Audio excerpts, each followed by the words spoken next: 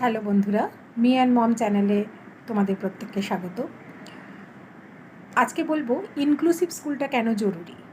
Inclusive স্কুলটা এইসব special needs বাচ্চাদের জন্য খুবই প্রয়োজনীয়, কারণ ইনক্লুসিভ স্কুল বলতে আমরা বুঝি নর্মাল বাচ্চারা যে স্কুলে যায় সেই স্কুলেতেই তাদেরকে আলাদা করে, এইসব বাচ্চাদেরকে তাদেরকে আলাদা করে অ্যাটেনশান দেওয়া হয়, কিন্তু তাদেরকে ক্লাসের মধ্যে রেখেই টিচাররা তাদেরকে শেখানোর চেষ্টা করে এবং আলাদা করেও তাদেরকে অ্যাটেনশান দেওয়া হয়।